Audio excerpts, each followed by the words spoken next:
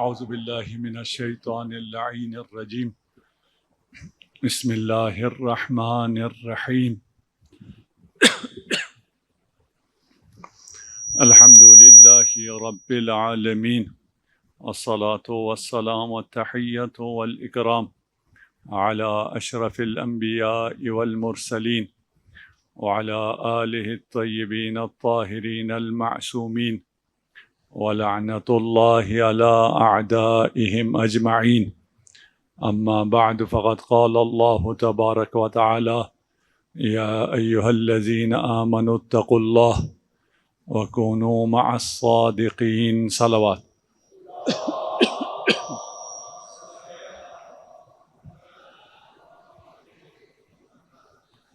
سلسلے گفتگو جس منزل تک پہنچی تھی اس منزل سے ہمیں ایک قدم پیچھے اس لیے آنا پڑا کہ کل کچھ احباب نے کچھ سوالات رکھے اور ان شبہات اور ان باتوں کو میں یہاں مطرح نہیں کرنا چاہ رہا تھا جو حملات ہمارے اوپر ہوتے ہیں۔ ان کا جواب جب آ جائے تو ان کی باتوں کے لیے یہاں وقت ضائع کرنا یا آپ کے اذہان کو مشغول کرنا مناسب نہیں تھا، لیکن توجہ یوں دلائی گئی کہ کہا کہ بچوں کو اگر آپ بتائیں گے نہیں کہ یہ چیز اس چیز کا جواب ہے اور یہ جو آپ کو اعتراض کیا جاتا ہے، یہ جو شبہہ اور باتیں آپ سے کی جاتی ہیں اس کا یہ جواب ہے، تب تک وہ شاید ریلیٹ نہ کر سکیں اور وہ انہی اعتراضوں کو پھر سنتے رہیں اور اس کا جواب پھر ان کے ذہن میں نہ آئے۔ اس لیے پھر ہم ایک سٹیپ پیچھے چلے جاتے ہیں اور ان اسباب کی طرف جاتے ہیں جن کی وجہ سے انسان خدا پرست ہوتا ہے۔ ہم نے پہلی مجلس میں اشارہ کیا تھا، ہم نے کہا تھا اس بات کو گفتگو کرنے کی، ڈسکس کرنے کی ضرورت ہی نہیں ہے، اس لیے کہ یہ فطری ہے۔ فطری چیز کے لیے سوال نہیں ہوتا کہ انسان کیوں خدا پرست ہے، انسان کیوں متدین ہے، انسان کیوں دیندار ہے۔ سارے انسان تمام عصر میں، حتی عصر حجر میں، سٹون ایج میں بھی وہ موحد تھا، وہ عبادت گزار تھا، وہ کسی نہ کسی کی پرستش کرتا تھا۔ ابھی بھی جو آثار قدیمہ میں شہر نکلتے ہیں، گاؤں نکلتے ہیں، آبادیاں نکلتی ہیں، اور اس دنیا میں آج بھی کچھ علاقے، کچھ گاؤں، کچھ قصبے ایسے ہیں، ہو سکتا ہے کہ ایک گاؤں ہو، کوئی شہر پرانا ہو جس میں اسکول نہ ہو لیکن شہر ہے، ہاسپٹل نہ ہو لیکن شہر ہے، اسٹیڈیم نہ ہو لیکن شہر ہے، کتاب خانہ نہ ہو لیکن شہر ہے۔ لیکن اس روئے خاکی پر کوئی شہر ایسا کشف نہیں ہوا، ڈسکور نہیں ہوا جو شہر تو ہو اس میں معبد نہ ہو۔ شہر کا لازمہ یہ ہے جہاں 4 گھر ملے ہیں، آثار قدیمہ ملے، تو وہاں ساتھ میں عبادت کی جگہ بھی ملی ہے۔ اس کا مطلب یہ ہے کہ انسان فطری طور پر عبادت گزار ہے، خدا پرست ہے، موحد ہے، خدا کی عبادت اس کی فطرت میں شامل ہے۔ لیکن کیونکہ ہمارے بچوں کو اور کہانیاں بتائی جاتی ہیں، اس لیے، اور پھر وہ جو کل مجھے اعتراض بتایا گیا وہ اعتراض ہے جو بہت عرصے پہلے دفن ہو چکا ہے، دنیا علم سے بھی دفن ہو چکا ہے، دنیا فلسفہ سے بھی دفن ہو چکا ہے۔ اور مجھے ابھی یاد نہیں ہے یہ بات میں نے یہاں کہی یا حیدری چوک میں کہی، میرا خیال ہے میں نے یہاں کہی کہ میدان فلسفہ تھا، وجود ہے یا وجود نہیں ہے یہ فلسفے کا میدان ہے۔ الحاد، ایتھزم بھی فلاسفرز پیش کرتے تھے، لیکن اب جو نیو ایتھزم آئی ہے اس میں فلسفے کو چھوڑ کر سائنس کو آگے لایا گیا ہے اور سائنس کی زبان میں ایتھزم کو پیش کیا جا رہا ہے۔ اور یہی جو اب نیو ایتھزم پیش کرتے ہیں وہ کہتے ہیں فلسفہ مر چکا ہے، جیسے وہ خدا کو کہتے ہیں موت الالہ، خدا مر گیا ہے، اسی طرح کہتے ہیں فلسفہ بھی مر گیا، فلسفے کی کوئی ضرورت نہیں ہے، منطق کی کوئی ضرورت نہیں ہے، عقل کی کوئی ضرورت نہیں ہے، سب چیزوں کا جواب سائنس دیتی ہے۔ اسی لیے سائنس کے ذریعے یہ الحاد آگے پھیل رہا ہے۔ اور یہ جو اعتراض ہے کہ لوگ دیندار کیوں ہیں، اس کا اعتراض فلاسفرز کی طرف سے ہے، یعنی یہ پرانی باتیں ہیں، کوئی نئی کوئی بھی چیز نہیں ہے۔ صرف نئے لباس میں آتی ہیں. آپ پر بھی، تشیع پر بھی بہت سے اعتراضات کیے جاتے ہیں. کوئی نیا اعتراض نہیں، وہی پرانے کسی پوٹے اعتراضات ہیں، انہی کو مختلف الفاظ میں کیا جاتا ہے. آج کل یہ آسانی تو ہو گئی ہے سوشل میڈیا کی وجہ سے کہ اس کے جواب ابھی تقریباً سارے بچوں کو پتہ ہیں. ریفریش کرنا چاہیں تو ریفریش بھی ہو جاتے ہیں. مختلف تعابیر میں، مختلف زبانوں میں آج کل یہ ساری چیزیں دستیاب ہیں.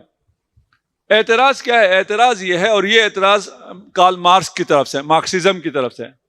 مارکسزم ابھی دنیا میں اس کا وجود ہی ختم ہو گیا، لیکن اس کا یہ اعتراض باقی ہے. کل کسی صاحب نے مجھ سے کہا کہ ہمارے بچوں کو یہ اعتراض ان کو سننے کو ملتا ہے، اس کا آپ جواب دیں کہ دین جو ہے وہ اقتصاد. مارکس کا نظریہ یہ ہے کہ دین نہیں، ہر چیز اقتصاد کی پیداوار ہے. اصل سارا اقتصاد ہے، اکنامک ہے. اکنامکس اگر ٹھیک ہے، اچھی ہے، تو اس کے مطابق نظریات ہیں. اگر اکنامکس خراب ہے، اس کے مطابق ہے. اکنامکس جیسے جیسے بدلتی جائے گی، ویسے ویسے لوگوں کے نظریات، عقائد بدلتے جائیں گے. اگر یہ بات صحیح ہوتی تو گزشتہ 4 سالوں میں ہمارے عقائد بہت بگڑ جانے چاہیے تھے. ہمارے اقتصاد تو ہماری بہت خراب ہو گئی ہے.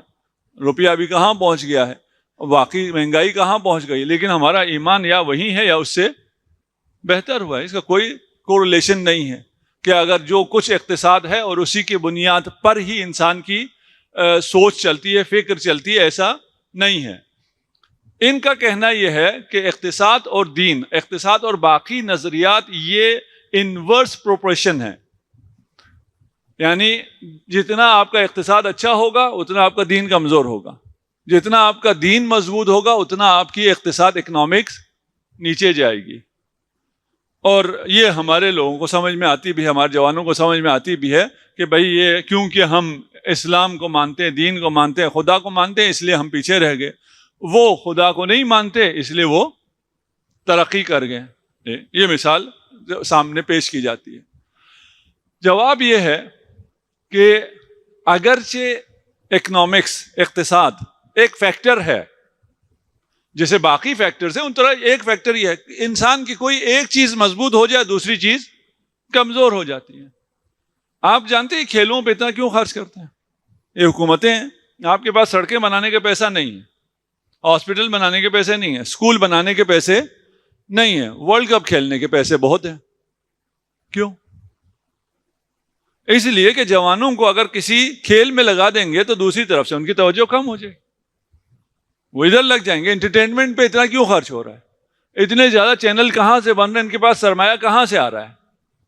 جہاں وہ آپ کی جیب سے بہت سا پیسہ نکال رہے ہیں، وہاں کوئی ایک چیز آپ کی اگر آپ اس میں مضبوط ہو جائیں. آج کل آپ کیوں زیادہ عبادت گزار ہو گئے ہیں؟ اس لیے کہ آپ کا جنبہ عبادت قوی ہو گیا ہے، آپ مجالس میں تشریف لا رہے ہیں.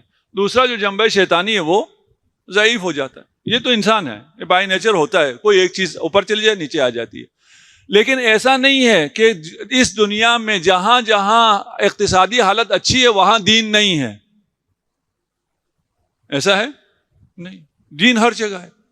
اور دین سے مراد میں اسلام نہیں لے رہا، اور پریکٹسنگ اور وہ نہیں لے رہا کہ جو ریلیجیس ہے، جو پریکٹسنگ ہے، اس کی بات نہیں کر رہا. نہیں، جو خدا کو مانتا ہے، انکار نہیں کرتا، بس اتنی سی بات کر رہے ہیں فی الحال. اس کے بعد وہ کیسا ہے اور ہم جیسا ہے وہ الگ مسئلہ ہے. یہ دنیا کے ہر بر اعظم میں ہے، دنیا کے ہر علاقے میں، ہر اقتصادی حالت میں موحد ہیں. تو اس کا اقتصاد سے کوئی لینا دینا نہیں ہے.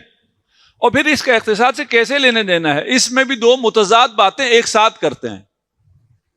جب منطق نہ ہو، لاجک نہ ہو، ریزننگ نہ ہو، اور باتیں کرتے چلے جانا ہو، اور پھر کہا جائے کہ ہم جو لاجیکل بات کر رہے ہیں اس کا کوئی جواب لا کے دکھاؤ، یہ اس سے بڑا ظلم ہے. بالکل بے ڈنگی باتیں ایک ساتھ کر دیں کہ ایک دفعہ کہتے ہیں جی یہ دین غریبوں کی پیداوار ہے. یہ جو فقراء ہیں، غریب ہیں، مسکین ہیں، انہیں دنیا میں تو کچھ ملتا نہیں ہے، سارا وہ مراعات یافتہ اشرافیہ کھا جاتا ہے، ان پہ ظلم بھی ہوتا ہے. یہ کیا کہتے ہیں؟ یہ دین بناتے ہیں، کہتے ہیں آج تم کھا لو، کل ہم دیکھ لیں گے تمہیں، قیامت ہوگی، ادھر حساب کتاب ہوگا. یہاں تو کوئی حساب کتاب نہیں ہے. ساتھ ہیں انشاءاللہ. یہ غریبوں کی بنائی ہوئی ایک چیز ہے اپنا دل خوش کرنے کے لیے. ایک طرف سے یہ کہتے ہیں دوسری طرف سے جا کے کیا کہتے ہیں؟ دوسری طرف سے آگے کہتے ہیں یہ امیروں نے، حکمرانوں نے دین بنایا ہے، اس لیے کہ سب کچھ کھا جاتے ہیں لوگوں کا، اور لوگوں کو کہتے ہیں تمہیں نہیں ملا تو ہم نے کچھ نہیں کیا، خدا نے تمہیں نہیں دیا، یہاں تم ہمیں نہیں چھیڑنا، قیامت کے دن تم دیکھ لینا، ہمیں جو کرنا ہے کر لو۔ تو ان دونوں میں سے ایک بات صحیح ہوگی، دونوں تو صحیح نہیں ہوگی، دونوں ایک ساتھ تو نہیں ہوگی۔ یا غریبوں کا بنایا ہوا ہے یا امیروں کا بنایا ہوا ہے۔ اور پھر اس دین کے ذریعے یہ امیر غریبوں کا، یہ جو حکمران ہیں وہ غریبوں کا استحصال کرتے ہیں، ان سے غلط فائدہ اٹھاتے ہیں۔ یہ تو ہو رہا ہے، دین سے عوام کا استحصال ہو رہا ہے۔ تو آیا ان استحصال کرنے والوں نے دین بنایا ہے؟ استحصال ہو رہا ہے، ٹھیک ہے نا، لیکن آیا جو ایکسپلائٹ کر رہے ہیں دین انہوں نے بنایا ہے، یا دین ایک حقیقت ہے اور کچھ مفاد پرست اسے ایکسپلائٹ کر رہے ہیں؟ اس طرح تو طب بھی لوگ استحصال کر رہے ہیں۔ ایک ڈاکٹر تھے، انہوں نے CSS کر لیا، CSS کر کے وہ جا کے کسٹم میں لگ گئے۔ ان کے جو ساتھی ڈاکٹر تھے انہوں نے کہا تم بہت لالچی ہو، تم نے، حکومت نے، قوم نے ٹیکس کے پیسے تھے تم پہ خرچ کر کے تمہیں ڈاکٹر بنایا، اور تم CSS کر کے لوگوں کو لوٹنے کے لیے کسٹم میں چلے گئے۔ تو اس نے کہا بھائی تم غریبوں کو لوٹتے ہو، میں امیروں کو لوٹنے کے لیے ادھر چلا گیا۔ فرق تو لوٹنا تو دونوں نے ہے، اس ڈاکٹر نے بھی لوٹنا ہے، اس آفیسر نے بھی لوٹنا ہے۔ میں اب امیروں کو صرف لوٹوں گا، تم غریبوں کو، مریضوں کو لوٹو گے۔ یہ جو ایکسپلائٹ کر رہے ہیں، آیا میڈیکل اس لیے بنائی گئی ہے تاکہ استحصال کیا جائے، یا ان استحصال کرنے والوں نے بنایا ہے؟ نہیں، یہ ایک فیلڈ ہے جو لوگوں کی ضرورت ہے، اس کی اپنی ایک مکانت ہے، اس کی اپنی ایک منزلت ہے، اس کا اپنا ایک مقام ہے، اس سے کچھ مفاد پرست لوگ فائدہ اٹھاتے ہیں۔ تجارت بھی اسی طرح ہے، سیاست بھی اسی طرح ہے، وکالت بھی اسی طرح، سب اسی طرح ہے، دین بھی اسی طرح ہے۔ ہمیں کیا چاہیے؟ ہمیں چاہیے کہ ہمیں پتا ہو کہ یہ ڈاکٹر کیسا ہے، یہ جو آپ کو آپریشن سجیسٹ کر رہا ہے یہ کمانے کے لیے کر رہا ہے، یہ واقعاً آپ کو آپریشن کی ضرورت ہے، یہ جو آپ کو اتنے ٹیسٹ لکھ کے دیے واقعاً آپ کو ان کی ضرورت ہے، یا یہ آپ کا استحصال کر رہا ہے، یہ آپ کو پتا ہونا چاہیے۔ اسی طرح آپ کو علماء کا، ریلیجس لوگوں کا بھی پتا ہونا چاہیے، یہ مجھے صحیح حکم بتا رہا ہے یا میرا استحصال کر رہا ہے، یہ ممبر پہ بیٹھ کے استحصال کر رہا ہے یا خود خدمت کر رہا ہے، حسین کا پیغام پہنچا رہا ہے، یہ پتہ ہمیں ہونا چاہیے۔ بس دین جو الزام ہے استحصال کے لیے ہے، دین استحصال کے لیے نہیں ہے، دین ایک فطری ضرورت ہے۔ ابھی کل لائنیں لگ گئی تھی نا پیٹرول پمپ پہ، آپ نے بھی دیکھا ہوگا، ہم بھی مجلس پہ جا رہے تھے، جاتے ہوئے بڑا رش تھا، آتے ہوئے بڑا رش تھا، تو پتہ نہیں چل رہا تھا یہ مری روڈ کیوں بلاک ہوا ہے، کوئی ایکسیڈنٹ ہوا ہے، پتہ چلا پیٹرول پمپ کی وجہ سے۔ یہ کیوں استحصال کر رہے تھے؟ اس لیے کہ پیٹرول آپ کی ضرورت ہے۔ آپ کے یہاں چینی گندم کا کرائسس کیوں آتا ہے؟ اس لیے چینی گندم آپ کی ضرورت ہے، مفاد پرست ٹولہ اس سے فائدہ اٹھاتا ہے۔ دین انسان کی فطری ضرورت ہے، اس لیے کچھ مفاد پرست ٹولہ اس سے استحصال کرتے ہیں۔ اگر یہ فطری نہ ہوتا تو کون استحصال کر سکتا تھا دین کے ذریعے، اگر اس کا کوئی فائدہ نہ ہوتا؟ اور یوں کہتے ہیں، یہ جو ایتھسٹ ہیں کہتے ہیں کہ ہمیں یوں آرگیو کیا جاتا ہے کہ یہ دین بے ضرر چیز ہے نا، اس کا کوئی نقصان تو نہیں ہے، تو آپ اس کے خلاف کیوں ہیں؟ کتنے عقل مند ہیں، دین کا کوئی نقصان نہیں ہے، دین کے بغیر انسان نہیں ہے۔ کل ہم نے ثابت کیا ہے کہ اگر آپ کی بات مانتے ہیں تو انسان ہی نہیں ہے، انسان اور حیوان میں کوئی ایسنشل ڈفرنس ہے ہی نہیں، تو وہ تو انسان ہی نہ ہوا۔ انسان کو انسانیت دین دیتا ہے اسی زندگی میں، ابھی ہم اخروی زندگی کی بات نہیں کر رہے، وہاں ہونے والے فائدے اور نقصان کی بات نہیں کر رہے۔ یہ دین اس لیے نہیں ہے کہ یہ امیروں نے بنایا ہے غریبوں کو پیسنے کے لیے، یہ امیروں کے حق میں تو ہے ہی نہیں۔ دین کا کوئی حکم، ذخیرہ اندوزی حرام، ربا حرام، دھوکہ دینا حرام، یہ امیروں کو جچتا ہے یہ حکم؟ امیروں کو تو یہ چاہیے، انہیں تو کرپشن چاہیے، انہیں تو یہ جو مراد یافتہ طبقہ ہے ان کو کہہ رہا ہوں، جو یہاں امیر بیٹھے ہیں، اور الحمدللہ آپ سب امیر ہیں کیونکہ آپ سب کے پاس ولایت امیر المومنین ہے، اس کی بات نہیں کر رہا میں۔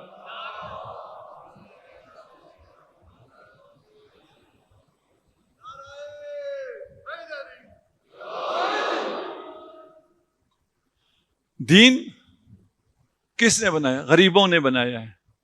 دین امیروں نے بنایا. پہلے تم فیصلہ کر لو, امیروں نے بنایا یا غریبوں نے بنایا؟ ٹھیک, امیروں سے جا کے غریبوں نے بنایا, غریبوں سے جا کے امیروں نے بنایا, اور دونوں سن رہے ہیں. دین کے لیے قربانیاں غریبوں نے دی ہے. قالوا انؤمن لك واتبعك الارذلون.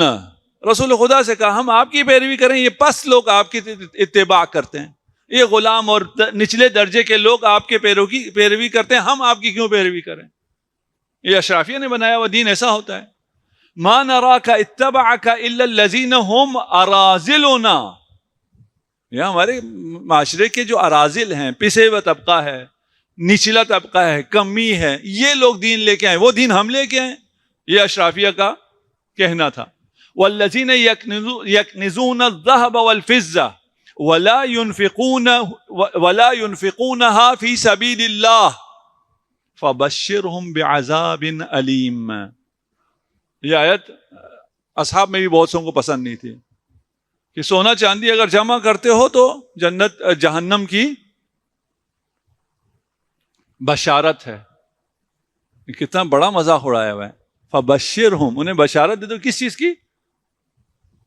عذاب علیم کی. تم بڑا سیٹھ بن کے خوش ہو کہ میں بڑا سیٹھ بن گیا ہوں. سیٹھ بننے کے بعد ان کو کیا بشارت دی جا رہی ہے؟ عذاب علیم کی. ایک اور بات پتہ نہیں کتنے حد تک واضح ہوئی اور کتنے حد تک بات واضح نہیں ہوئی. اگر واضح نہ ہوئی تو آپ لوگ کہہ سکتے ہیں, ہم کل دوبارہ بھی تشریح کر دیں گے. صلوات پڑھ دیجیے محمد و آل محمد پر.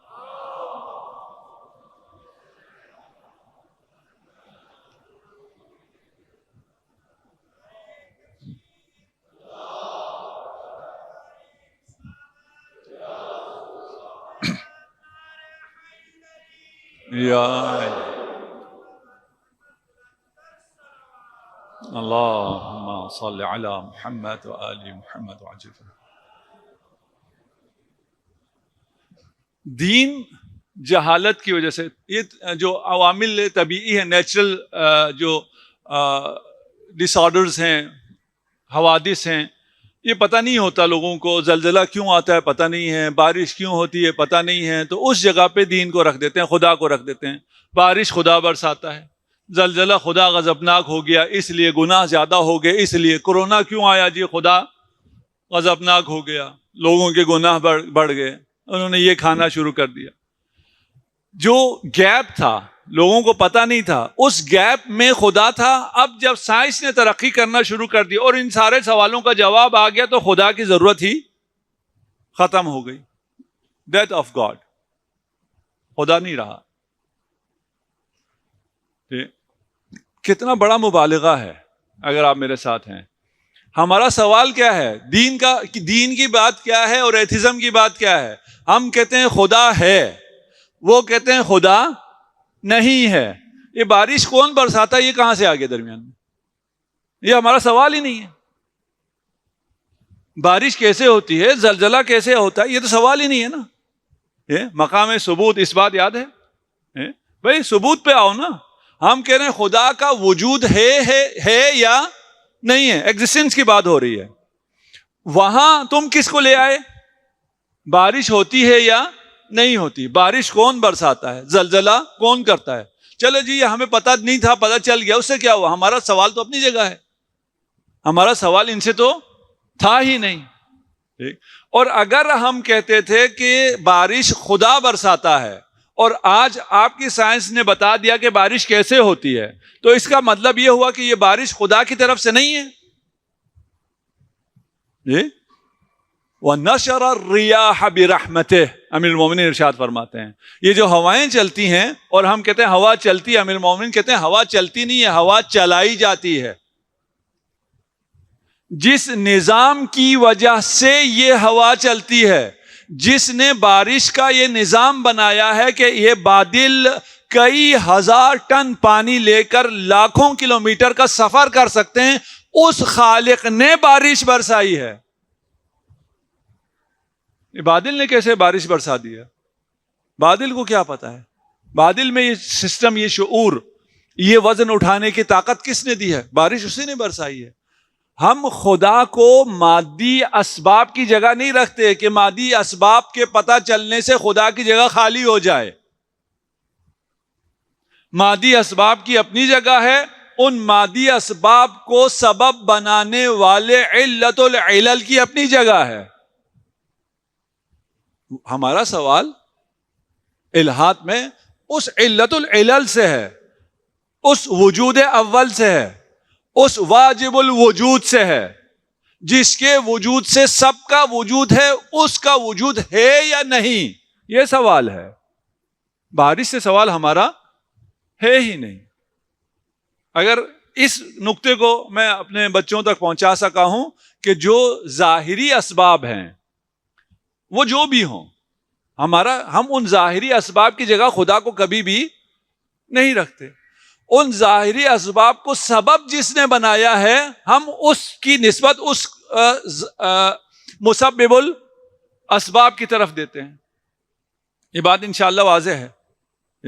اگر یہ بات واضح ہے تو آپ کے لیے یہ مسئلہ ختم ہو جائے گا کہ مدد صرف خدا سے مانگنی چاہیے یا علی سے بھی مانگی جا سکتی ہے. کیا خیال ہے جی؟ اگر آپ کو کہیں یہ کہہ دیا جائے جی مدد تو صرف خدا سے مانگی جا سکتی ہے، اور آپ یہاں آگے کہیں ہم نے تو یہ جو ہیں شیعہ علی سے مدد مانگتے ہیں.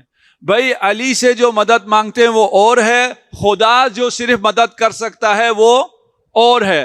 خدا کا نظام ہے کہ وہ اپنی نصرت جس کے ذریعے چاہے لوگوں کو دیتا ہے، اور وہ مشیت خداوندی سے ید اللہ سے اگر ہم نصرت خدا طلب کریں اور یا علی مدد کہیں، یہ شرک نہیں ہے، یہ عین توحید ہے.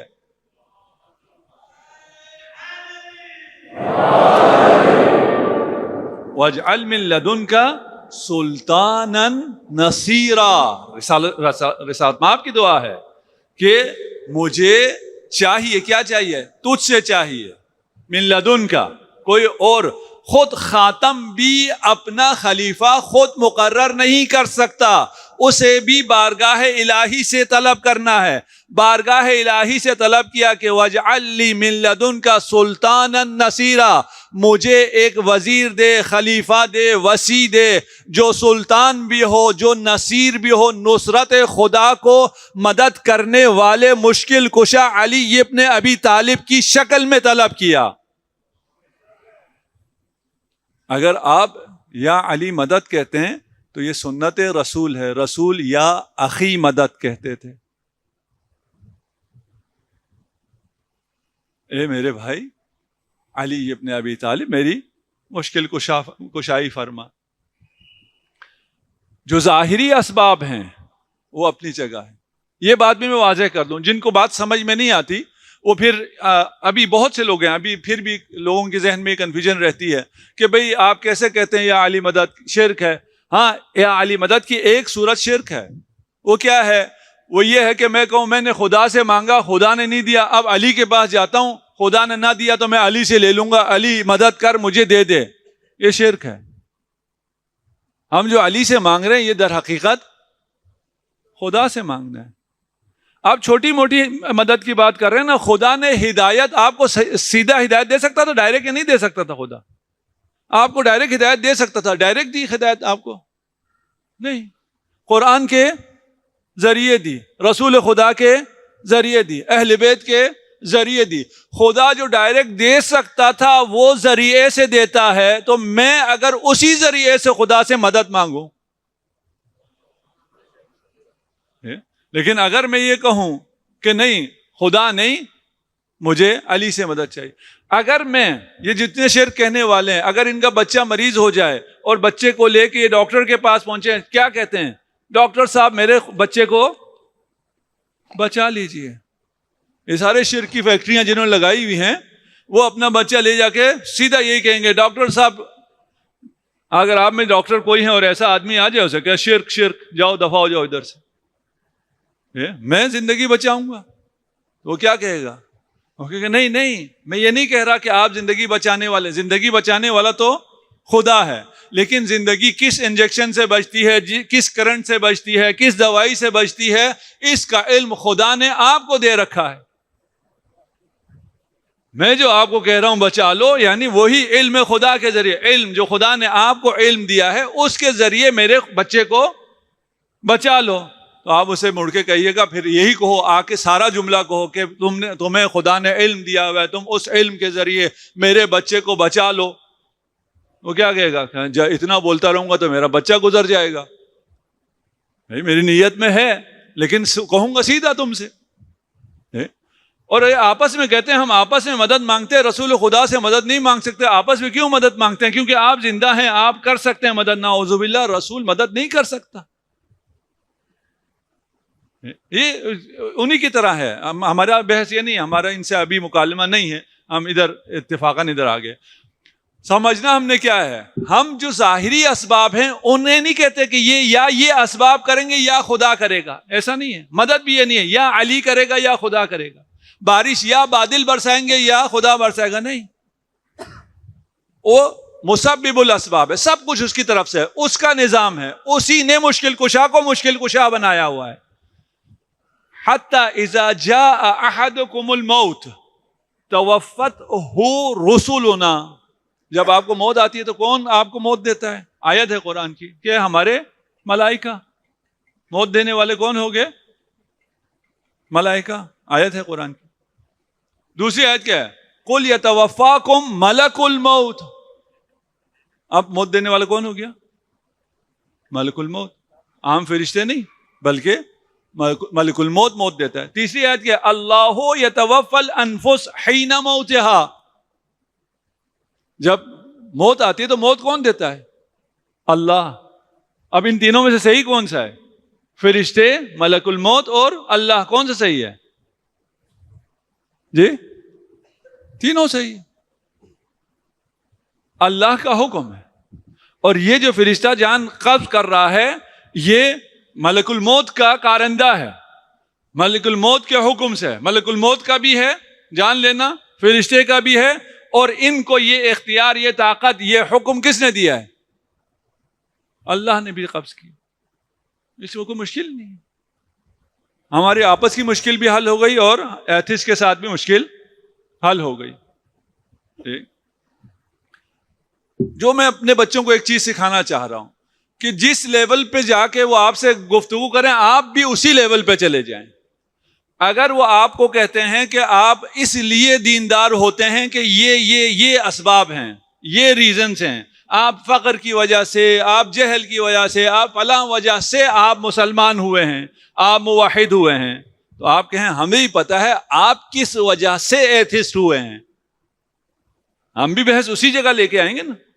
ہم کہیں گے بھائی آپ کیوں ایتھسٹ ہوئے ہیں، ہمیں وہ بھی پتا ہے. ہم پھر وہ بتاتے ہیں آپ کو کہ آپ ایتھسٹ کیوں ہوئے ہیں. ایک سائیکیٹرسٹ ہے ڈاکٹر پول وٹس، سرچ کریں گے آپ کو مل جائے گا. اس کی کتاب ہے faith of father less, the psychology of atheism. یہ خود ایتھسٹ ہے اور بہت بڑا سائیکیٹرسٹ ہے، دنیا کے صف اول کے ماہر نفسیات میں سے ہے. اور 20 سال خود ایتھسٹ رہا ہے. ماہر بھی ہے، اسپیشلسٹ بھی ہے اور ایکسپیرینس بھی ہے، کیونکہ ایتھزم کا بھی اس نے ایکسپیرینس کیا ہے. اور وہاں امریکہ میں ہوتے ہوئے دنیا کے بڑے بڑے سارے ایتھسٹ کے ساتھ اس نے زندگی بھی کی ہے. یہ کیا کہتا ہے؟ یہ کہتا ہے کہ یہ جتنے ایتھسٹ ہیں یہ سب کے سب ذہنی مریض ہیں. ایتھزم ایک ذہنی مرض کا نام ہے. کوئی ایتھسٹ ملے گا آپ کو، آپ اس کو کہہ دیجیے گا اور اسے کہیں ذرا سرچ کر لو. یوٹیوب پہ ایک بہت اچھی ویڈیو بھی ہے، 2 منٹ کی ہے. سارے بڑے ایتھسٹ ہیں، ان کا آتا ہے کہ ان سب میں 1-2 چیزیں کامن ہیں. ایک چیز کامن کیا ہے؟ یہ سب ایتھسٹ ہیں. دوسری چیز کیا ہے؟ یہ سب ذہنی مریض ہیں. آپ مانیں گے اس کو یا نہیں مانیں گے؟ بچے بہت سے، ابھی میں نام نہیں لینا چاہ رہا ہوں، میں قصدن میں نہیں چاہتا یہاں سے ان لوگوں کے نام لوں جو ان لوگوں کو نہیں سنتے خواہ وہ بھی سننا شروع کر دیں. ٹھیک، جو ان ایتھسٹ کو دیکھتے ہیں، ٹھیک ہے نا، اور یہ جو 4 ہارس مین ہیں، ان کے بڑے ہیرو بنے ہوئے 4، اور یہ آج کل انہوں نے بڑی وہ کر رکھی ہے دنیا کو فتح کرنے کے لیے اور ایتھسٹ کرنے کے لیے. انہیں اگر آپ دیکھیں یہ سوٹیڈ پوٹیڈ اور بہت ہی زیادہ ہینڈسم اور بہت گریسفل اور بڑے روب سے اور دبدبے سے آرام سے وقار سے متانت سے آتے ہیں اور مسکرا مسکرا کے بات کرتے ہیں. ان میں تو کوئی ذہنی مرض کا آثار نظر نہیں آتا. انہیں میں اچھا وکیل ملا ہوں نا, اس سے اچھی تعریف اور اس کی کون کر سکتا ہے. جو نظر آتا ہے وہ یہ ہے کہ یہ بہت زیادہ متین شخصیت ہیں, ان میں کوئی مرض نہیں ہے. ایک مثال نفسیات میں بھی ہے کہ اگر آپ بطخ کو پانی کے اوپر دیکھیں وہ کیسے نظر آتا ہے, باوقار نظر آتا ہے, بڑا مطمئن نظر آتا ہے, اس میں کوئی حرکت نہیں ہے, بہت خوبصورت, بڑا کمال جمال اس میں ہوتا ہے. لیکن اسی بطخ کو اگر پانی کے نیچے سے دیکھیں تو اس میں بڑا اضطراب ہوتا ہے, وہ مسلسل اضطراب میں ہوتا ہے. شخصیت, ایک شخصیت باہر سے نظر آتی ہے, ایک شخصیت انسان کے اندر ہوتی ہے. یہ پال وٹس جو ہے ان لوگوں کی شخصیت میں جان کے اندر سے اس نے خبر دی ہے کہ یہ سب کے سب کیا ہیں, مریض ہیں. اچھا, یہ پال وٹس کے پاس تو سب آئے نہیں ہیں, اس کی کلینک میں تو نہیں آئے جو اس نے ایگزامن کیا اور پھر بتایا ہو کہ یہ ذہنی مریض ہیں. اس نے کیسے بتایا؟ یہ کہتا ہے ان سب میں ایک چیز مشترک ہے, وہ یہ ہے کہ یا ان کا باپ نہیں ہے یا انہیں باپ کا پیار نہیں ملا ہے. باپ بڑا ضروری ہے, اور یہاں میرے سامنے سب باپ بیٹھے ہیں, یا ابھی باپ ہیں یا باپ ہو جائیں گے انشاءاللہ. ٹھیک, باپ کا بڑا کردار ہے, اور سب سے بڑا کردار یہ جو ابھی یہ گفتگو ہوگی وہاں سامنے آئے گا کہ باپ کا کتنا بڑا کردار. خدا را اپنے بچوں کو ٹائم دیں, اپنے بچوں کے ساتھ وقت گزاریں, اپنے بچوں کے ساتھ گفتگو کریں. کوئی چیز آپ کی جگہ پوری نہیں کر سکتا ہے. آپ لوگوں کے لیے مائیں ہماری نچلے منزل میں بارگاہ میں ہیں, وہ بھی ہمیں سن رہے ہیں. بچہ اگر بگڑ جاتا ہے تو ماں کو الزام دیتے ہیں, ماں نے اچھی تربیت نہیں کی ہے. نہیں, سب سے بڑا الزام باپ پر ہے, ماں پر نہیں ہے.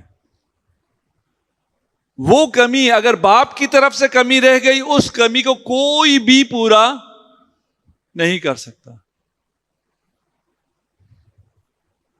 یہ جتنے ایتھسٹ ہیں, اب میرے پاس ٹائم نہیں ہے, یہ ریسرچ موجود ہے, سب کا سب لکھا ہوا ہے, آپ لوگ خود ریسرچ کر لیں, پڑھ لیں ریسرچ کیا ہے. ریسرچ تو ہوئی ہے.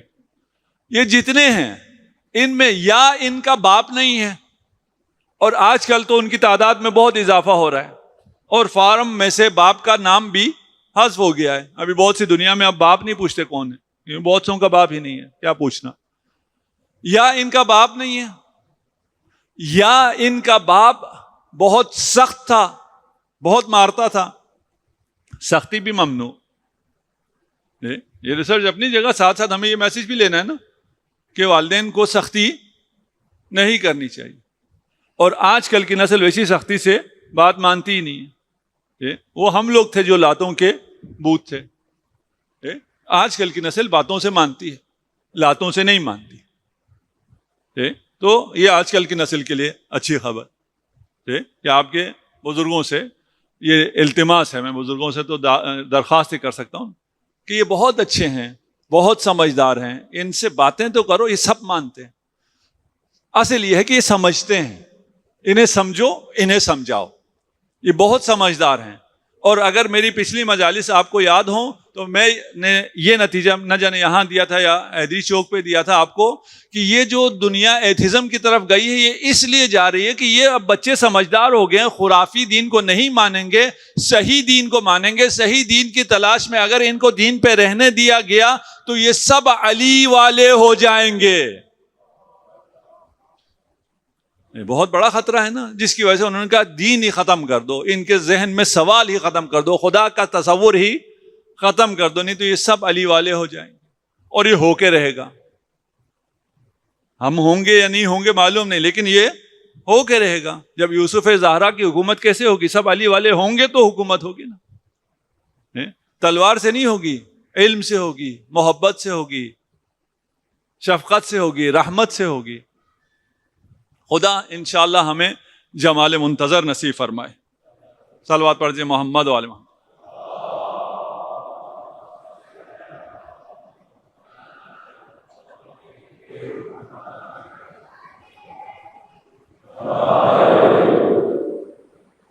باپ حدیث میں بھی ہے، ابھی میں حدیث پیش نہیں کرتا، میں نے پیش کی بھی ہے پہلے، آپ میں سے کچھ نے سن رکھا ہوگا. اس مضمون کی احادیث کو بھی پڑھ لیں. واللہ آج کل بہت آسان ہو گیا ہے، اتنا آسان ہو گیا جس کا کوئی اندازہ ہی نہیں ہے.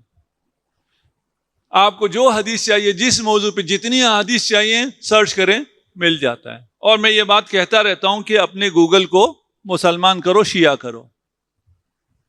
اگر آپ حدیث سرچ کریں گے، میں ابھی 2 لفظ لکھتا ہوں، وہ 2 کلمے، 2 صرف الفابیٹ، وہ کسی جگہ پہ بھی ہو سکتے ہیں، کسی گانے میں بھی ہو سکتے ہیں، ناول میں بھی ہو سکتے ہیں، کہیں بھی ہو سکتے ہیں. وہ سیدھا قرآن اور حدیث نکال کے دیتا ہے گوگل. اتنا وہ انٹیلیجنس ہو گیا ہے کہ اس کو کیا چاہیے. وہ اس کو اتنا ذہین کس نے بنایا ہے؟ آپ نے اور میں نے. وہ ہمیں پڑھتا ہے کہ اس کے ذہن میں کیا ہے، یہ کن چیزوں کے پیچھے جاتا ہے. تو یہ احادیث پڑھیں ذرا، حدیث میں ہے. اور یہ بچے سن لیں، اپنے والدین کو بھی یاد دلاتے رہیں یہ حدیث، کہ جب اپنے بچوں سے وعدہ کرو تو اس وعدے کو پورا کرو، اس لیے کہ تمہارے بچے تمہیں رازق سمجھتے ہیں.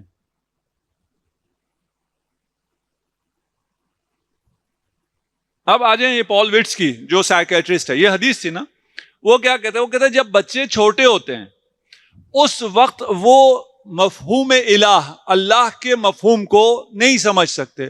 خالق کیا ہے، رازق کیا ہے، قیوم کیا ہے، حافظ کیا ہے، رحیم کیا ہے، رحمان کیا ہے، یہ دنیا کیا ہے، اس میں اللہ کی رحمتیں کیا ہیں، اس کو بچہ نہیں سمجھ سکتا.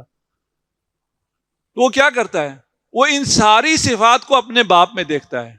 وہ باپ کو خالق سمجھتا ہے، وہ باپ کو رازق سمجھتا ہے، وہ باپ کو حافظ سمجھتا ہے، وہ باپ کو قیوم سمجھتا ہے. اس کو باپ پروٹیکشن دیتا ہے، اس کو باپ رزق دیتا ہے. جب ایک بچے کو یہ صفات نہ ملیں، یہ باپ نہ ملے جو اس کو یہ چیزیں دے، تو جب بڑا ہوتا ہے تو وہ کہتا ہے کہ جب باپ نہیں تھا اور اس نے مجھے یہ چیزیں نہیں دی، پھر بھی میں بڑا ہو گیا، اب خدا بھی نہیں ہے، میں پھر بھی اپنا کام چلا لوں گا. یہ ذہنی مریض ہے. اور جس باپ نے اپنے بچے پہ سختی کی ہے، مارا ہے، اب مجلس سے میں بیان نہیں کر سکتا جو معاشرہ آج کل ویسٹ کا ہے، اور ان لوگوں کو اگر پڑھیں سنیں آپ، یہ جو باپ اور ماں اور بچوں کا جو ریلیشن وہاں پر قائم ہے، ابھی ہے، جہنم ہو چکا ہے. ہم ان کے پیچھے چل رہے ہیں، ان کو ہم نے اپنے آئیڈیل بنایا ہوا ہے، وہ ابھی جہنم میں ہیں، اپنے پاؤں سے خود چل کے جہنم کی طرف جانا چاہتے ہیں. یہ باپ جو سختی کرتا ہے، جو ہمیشہ عذاب دیتا ہے، جو بات پر تھپڑ مارتا ہے، بے عزتی کرتا ہے، اس باپ سے انسان کو نفرت ہو جاتی، اس باپ سے بغاوت کرتا ہے. یہ جتنے لوگ ہیں، یا باپ نہیں ہے یا باپ سخت ہے، ان سب کی مثالیں ہیں. میں ابھی ان کو پیش نہیں کر رہا ہوں کیونکہ گفتگو لمبی ہو جائے گی، وقت بھی آ گیا ہے، اور میرے پاس نوٹ بھی ہے، ایسا نہیں ہے کہ میرے پاس لکھا ہوا نہیں ہے، میں نے صرف دیکھ کے آپ کو بتانا ہے. یا ان کا باپ بہت کمزور تھا، یا نہیں ہے، یا سخت ہے، یا بہت کمزور تھا. باپ کو کمزور نہیں ہونا چاہیے. کیوں؟ اس لیے کہ آپ میں وہ الہ کو دیکھ رہا ہے بچہ، آپ کے ذریعے وہ خدا کا تصور اس کے ذہن میں پختہ ہو رہا ہے. اسے پتہ چلتا ہے کہ قیوم کیا ہوتا ہے، رازق کیا ہوتا ہے، خالق کیا ہوتا ہے. آج کل تھوڑا سا الٹا ہونا شروع ہو گیا ہے. الٹا کیا ہو گیا ہے؟ مائیں زیادہ سختی کرتی ہیں، باپ جو ہیں وہ زیادہ نرم ہو گئے ہیں. یہ ابھی آج عام خاندانوں میں یہ ہو رہا ہے. یہ پوچھیں باپ کیا کرتا ہے؟ کہ ماں کی ڈانٹ سے بچاتا ہے. ماں کو مہربان ہونا ہے، باپ کو سختی سے منع کیا ہے، لیکن اس میں صلابت ہونی چاہیے، مردانگی ہونی چاہیے. ابھی تو مجھے لگ رہا ہے آہستہ آہستہ جنت باپ کے قدموں میں آ جائے گی. بھئی باپ کمزور نہیں ہو سکتا، باپ کو کمزور نہیں ہونا چاہیے. باپ محافظ ہے نا، حفاظت آپ کی ذمہ داری ہے، قیومیت آپ کی ذمہ داری ہے. باپ کا مقام گھر میں صحیح رہنا چاہیے. اگر باپ کا صحیح مقام نہ ہو تو وہ اولادیں خدا کو بھی نہیں مانتی. کتنا بڑا نقصان ہے. وہ ایک ایسے ذہنی مرض میں مبتلا ہو جاتے ہیں جس ذہنی مرض کا نتیجہ الحاد ہے, ایتھیزم ہے, خدا کا انکار ہے. خدا سے ان کا رشتہ ٹھیک نہیں ہوتا ہے. کتنا عظیم رشتہ ہے یہ, کتنی عظیم ذمہ داری خدا نے آپ کے کاندھوں پہ ڈالی ہے, کتنا عظیم مقام آپ کو خدا نے دیا ہے.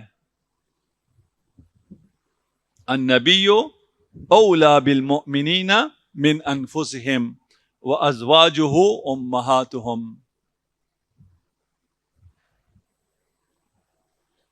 میں کل ایک حدیث پیش کی تھی, گھر گیا, میری بیٹی نے کہا تمہیں کیا ہو گیا تھا, اچھے خاصے جا رہے تھے, یہ فضائل کیوں شروع کر دیے, اس کا ربط کیا تھا.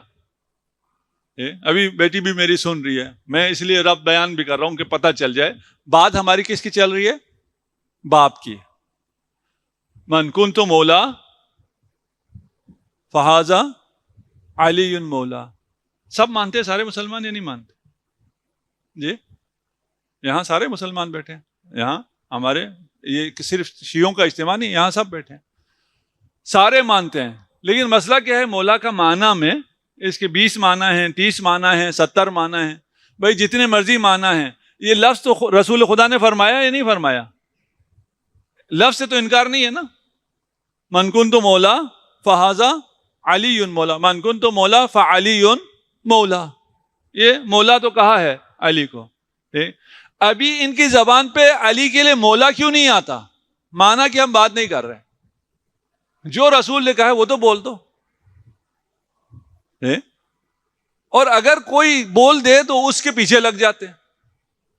آج ہم ایک اجتماع میں تھے اور بہت سے علماء آئے ہوئے تھے, تمام سیکٹ سے آئے ہوئے تھے.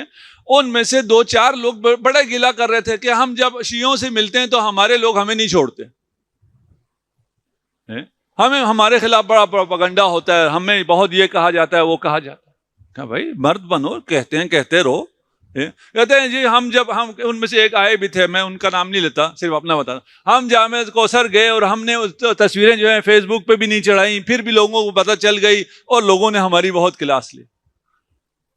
بھائی لفظ مولا تو آیا ہے نا حدیث میں, آپ لفظ مولا بھی جو بولے وہ بھی اگر برداشت نہ ہو تو اس کا مطلب کیا ہے کہ اسے مشکل نصوص میں نہیں ہے, اس کے نفوس میں مشکل ہے. بھائی جو نص کو نہیں مان رہا, اچھا مانا زیادہ ہے. ہم ابھی مولا کا مانا جو یہ قرآن کہہ رہے, النبی اولا بالمؤمنین, مولا اولا, اب زیادہ تفسیر میں جانے کی ضرورت نہیں ہے. ٹھیک, اللہ والد صاحب کی کتاب ہے, عربی میں ہے, شاید آغایون علماء یہاں موجود ہیں, کوئی ترجمہ کر لے. النہج السوی فی معنی المولا والولی, زبان طالب علم میں لکھی ہے انہوں نے. ابھی بھی حوزہ علمیہ کی ریفرنس بک ہے اس موضوع پہ, وہ پوری ابحاث ہے, وہ سب میں نہیں جا رہا میں. النبی اولا بالمؤمنین, یہ اولا کی ایک قرات اور ہے, النبی ابن, نبی اولا ہے یعنی نبی باپ ہے. اس آیت کی قراءت ہے, معنی نہیں ہے, یعنی اولا کا معنی باپ ہے. اور آگے بھی کیا ہے, وہ ازواجہ امہاتہم, نبی باپ ہے اور باپ کی زوجہ ماں ہے. یہاں تک آگے ساتھ ہیں میرے. من کنت مولا, مانا آپ نہ لو, امام کا مانا نہ لو, حاکم کا مانا نہ لو, یہ مانا تو قرآن دے رہا ہے.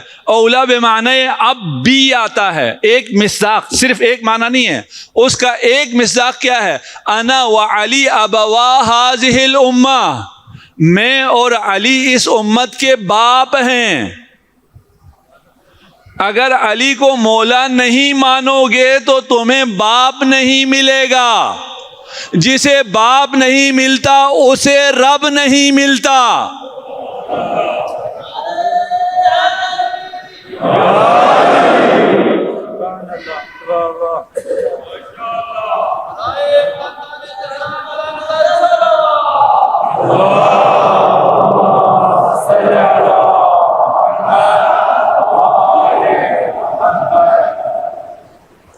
ہمیں اس کا فخر ہے. باپ کا بتانا چاہیے نا. بھائی ماں تو سب کی ہوتی ہے. میں بیٹا اماں یہ شرافت نہیں ہے کہ میں کس ماں کا بیٹا ہوں. یہ نہیں بتانا ہے، یہ بتانا ہے میں کس باپ کا بیٹا ہوں. اور یہ سنی احادیث میں بھی ہے، شیعہ احادیث میں، یہ دونوں میں ہے. تعبیرات مختلف ہیں کہ امیر المؤمنین اس امت کے باپ ہیں. جس باپ نے اولاد کو عاق کیا ہو اس پر جنت حرام ہے. اور عاق حدیث میں ہے. عاق صرف یہ نہیں ہوتا کہ والد کہہ دے تم عاق ہو. حدیث میں ایک بہت عجیب حدیث ہے، میں پہلے شاید پیش کر بھی چکا ہوں آپ کی خدمت میں، کہ اگر آپ نے اپنے والدین کی زندگی میں بہت خدمت کی، وہ آپ کو اپنا سارا ارث بھی دے گئے، آپ سے بہت خوش بھی گئے، لیکن ان کی اس دنیا سے جانے کے بعد آپ نے ان کے قرض ادا نہیں کیے، ان کی مغفرت کے لیے دعا نہیں کی، ان کی قضا نمازوں کو پورا نہیں کیا، آپ عاق الوالدین ہیں. یعنی ہم اپنے رویے سے عاق الوالدین ہو سکتے ہیں. جو علی کا نہیں ہے وہ جنت نہیں جا سکتا ہے. یہ دو چار ہیں اور قرآنی حقیقت ہے. یہ النبی اولا بالمؤمنین من انفسہم. نبی باپ ہیں، علی باپ ہیں. اگر باپ نہ ہو، اگر باپ سخت ہو، علی سخت نہیں تھے، علی بہت مہربان تھے. علی بہت مہربان. علی کا نہج البلاغہ پڑھو نا. اور اس کے ساتھ ساتھ میں، کیونکہ وقت نہیں ہے یہاں، ہم کتنا پیش کر سکتے ہیں. نہج البلاغہ کا پہلا خطبہ ذرا ساتھ ساتھ پڑھتے جائیں تبرکن، ہر روز دو تین جملے پڑھتے چلے جائیں. اس اشیاء کے ساتھ ساتھ وہ بھی مکمل ہو جائے گا، آپ کو لطف آئے گا. اگر اس کی کوئی تفسیر بھی ہے، شرح بھی ہے، اس کو بھی ساتھ سن لیں، پڑھ لیں، لکھ لیں، جو بھی ممکن ہے. جتنے باپ بیٹھے ہیں وہ تعبیر غلط ہے کہ اللہ نے اپنی جگہ انہیں رکھا ہے. آپ کی اولاد آپ کے آئینے میں رب کو دیکھتی ہے، آپ کے ذریعے اللہ تک پہنچتی ہے. آپ کی محبت سے اسے رب کی محبت کا احساس ہوتا ہے. آپ کی رکھوالی سے اسے رب کی قیومیت کا اندازہ ہوتا ہے. اپنے اولاد کو ٹائم دو، اپنی اولاد پر رحم کرو، اپنے اوپر رحم کرو.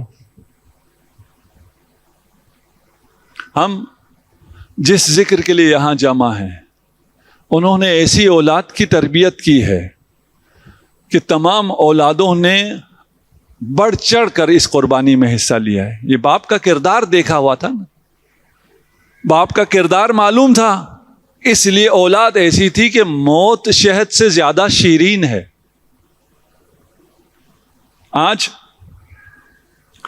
جس کا ذکر کرنا ہے وہ دیباچے کربلا ہے.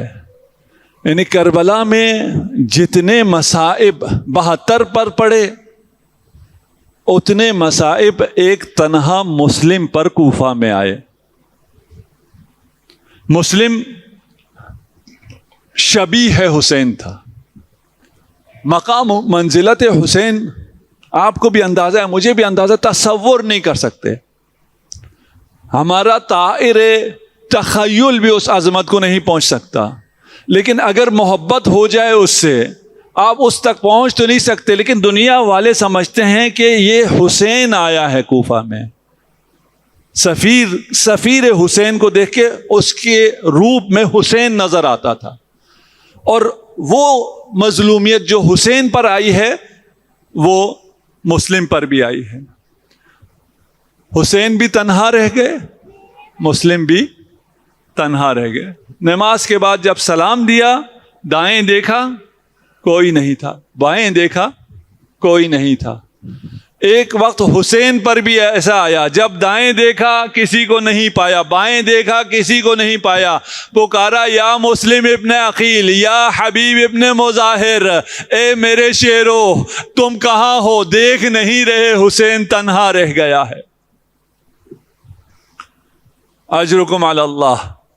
लेकिन मुस्लिम जब कूफा की गलियों में जा रहे थे और कोई ठिकाना मालूम नहीं था, कोई मुस्लिम को पनाह देने के लिए आमादा नहीं था, एक घर के दरवाजे पर जाकर बैठ गए। एक मोमिना निकलती है तो ने पूछा क्यों बैठे हो? कहा मुझे पानी पिला दो। पानी पिलाया। पानी पीने के बाद थोड़ी देर बाद मोमिना ने देखा अभी मुस्लिम बैठे हैं। कहा ए गरीब, हमारे शहर के हालात ठीक नहीं है, मैं अकेली खातून हूँ, तुम्हारा यहाँ बैठना कोई मुनासिब नहीं है। कहा मेरे पास कोई जाने की जगह नहीं है, मैं कहाँ जाऊँ? कहा तुम कौन हो? कहा मैं मुस्लिम हूँ। मोमिना ने मुस्लिम को अपने घर में रखा। जब अशकिया को खबर हुई और हमला किया अशकिया ने, मुस्लिम ने घर से निकल कर दिफा करना चाहा तो आने कहा अगर आप घर में रहेंगे तो बेहतर दिफा कर सकते हैं। मुस्लिम ने फरमाया मैं नहीं चाहता कि कोई अशकिया तुम्हारे हरम में दाखिल हो जाए। इस फिक्र में भी मुस्लिम हुसैन का शरीक है, लेकिन मुस्लिम को तो आके घर की फिक्र है, हरम तो आ की फिक्र है, हुसैन को हरम रसूल खुदा की फिक्र है। जब हुसैन तन्हा रह गए, हुसैन लश्कर आदा पर हमला करते, लश्कर पसपा हो जाता, लश्कर फिन्नार होता जाता, वो बिखर कर ख़याम की तरफ हमला आवर हो जाते। हुसैन को ख़याम की तरफ पलट कर आना पड़ता। हुसैन की हल मिन नासिर की सदा बदल गई। हल मिन ज़ाबिन यज़ुब्बु अन हरम रसूलिल्लाह, है कोई जो हरम रसूल खुदा का दिफा करे? अजरुकुम अला अल्लाह। बहुत शबाहतें हैं। जब मुस्लिम पर हमला किया लश्कर आदा ने, कोई मुस्लिम को शिकस्त न दे सका, कोई मुस्लिम को गिरफ्तार न कर सका। एक लाइन ने बढ़कर कहा जानते नहीं हो बनी हाशिम का शेर है, इसे यूं गिरफ्तार नहीं किया जा सकेगा। तमाम सिपाहियों को बुला लो।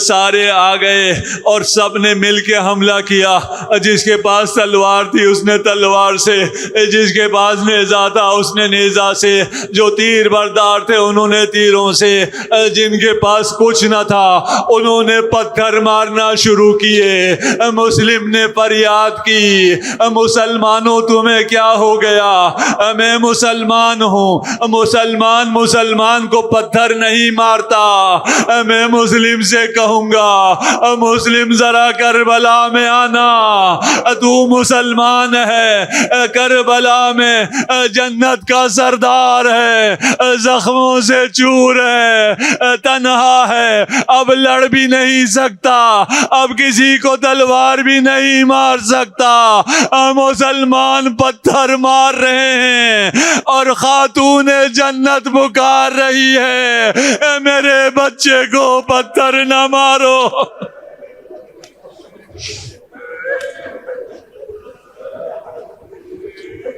अजरुकुम अला अल्लाह। बहुत शबाहतें हैं हुसैन में और मुस्लिम में। मुस्लिम जब जंग कर रहे थे, मुस्लिम के लबों पर भी जख्म आया।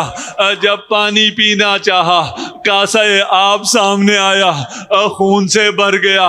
3 मरतबा कासा बदला, लेकिन मुस्लिम पानी ना पी सके। मुस्लिम के लबों पर भी जख्म आए, हुसैन के लबों पर भी जख्म आए, लेकिन तलवार का जख्म और है, चूबे खेजरा का जख्म और है।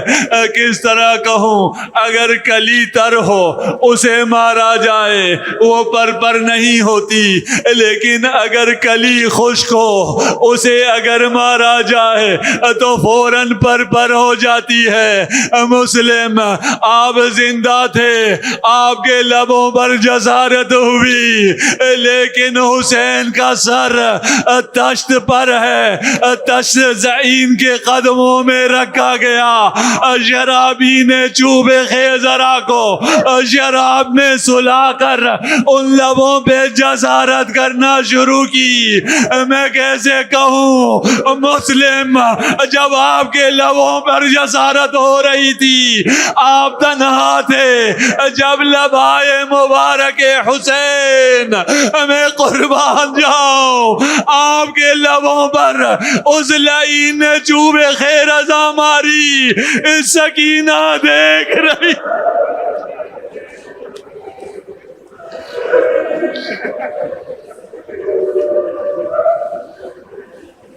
اجرکم علی اللہ. رونے میں بخل نہ کیجیے. نہ جانے فرش عزا پھر ملے نہ ملے, نہ جانے یہ موقع پھر ملے نہ ملے. مسلم کو گرفتار کیا گیا, دارالامارہ لایا گیا. دربار میں جب مسلم آئے اس کے بعد اسی دربار میں سید السجاد بھی تشریف لائے. ایک شخص وہاں تھا, اس نے سید السجاد کو مخاطب کر کے کہا کہ اسی دربار میں مسلم بھی آئے تھے, لیکن جب مسلم آئے مسلم کا سینہ اکڑا ہوا تھا, نگاہیں بلند تھی, لعین کی آنکھوں میں آنکھیں ڈال کر لعین کو سلام بھی نہیں کیا. لیکن آپ جب آئے آپ کی نگاہیں جھکی ہوئی ہے, سینہ سکڑا ہوا ہے, کمر خمیدہ ہے. امام نے ارشاد فرمایا اے لعین تو نے انصاف نہیں کیا. جب مسلم آیا مسلم تنہا تھا, لیکن میں علی کی بیٹیوں کے ساتھ آیا ہوں, میرے ساتھ نبی زادیاں ہیں.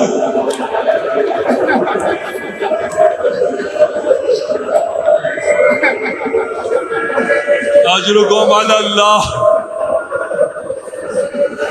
مسلم کو دارالامارہ کی چھت پر لے جایا گیا. حکم ہوا مسلم کا سر تن سے جدا کر دو. مسلم نے مہلت مانگی, کہا اب تمہیں کس چیز کی مہلت چاہیے؟ کہا 2 رکعت نماز پڑھنا چاہتا ہوں. مسلم نے 2 رکعت نماز پڑھی. نماز کے بعد کربلا مدینہ کا رخ کیا, امام کو سلام دیا. یہ جو آپ نماز کے بعد زیارت کرتے ہیں یہ مسلم کی سنت ہے. مسلم نے سلام دیا, مسلم کا سر تن سے جدا ہوا, بدن کو دارالامارہ سے نیچے پھینکا گیا. یہ اہل بیت کا پہلا جنازہ ہے جسے گلیوں میں گھسیٹا گیا. وہ پہلا سر ہے جسے شام بھیجا گیا. یہاں مسلم نے سلام دیا, وہاں حسین کھڑے ہوئے. حسین نے مسلم کے سلام کا جواب دیا. یتیم مسلم کو بلایا, دست شفقت سر پر بیلا, بالیاں لا کر کانوں میں بالیاں پہنائی. دور کھڑی سکینہ دیکھ رہی تھی. ایک وقت وہ بھی آیا جب سکینہ یتیم ہو گئی. کسی نے دست شفقت نہ پھیرا, کسی نے بالیاں نہ پہنائی. جو کانوں میں بالیاں تھی اسے لعینوں نے چھینا, ایسے چھینا کانوں سے خون جاری.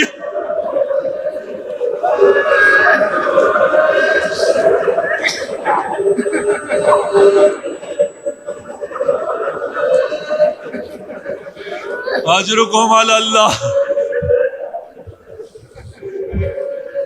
کاش سکینہ نے یہ منظر نہ دیکھا ہوتا, کاش سکینہ کے دل میں یہ آرزو نہ ہوتی.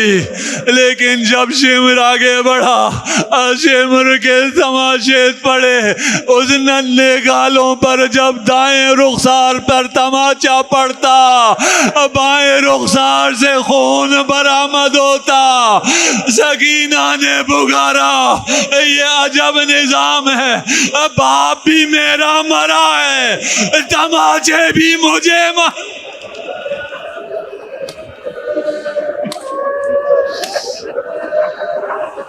سيعلم الذين ظلموا أي منقلب. إنا لله وإنا إليه راجعون. خدایا ہماری اس قلیل عبادت کو اپنی بارگاہ میں قبول منظور فرما. تمام عزاداروں کی حفاظت فرما، جو مریض ہیں انہیں شفائے عاجل عنایت فرما، بالاخص برادر محترم علامہ سید اسد عالم نقوی کو شفائے عاجل عنایت فرما، تمام حضار کے مرحومین کی مغفرت فرما، ہمیں دنیا میں زیارت امام حسین، آخرت میں شفاعت امام حسین سے بہرمند فرما، ہم سب کو امام زمانہ عجل اللہ فرجہ الشریف کے اعوان و انصار میں قرار دے، امام زمانہ کے ظہور میں تعجیل فرما، برحمت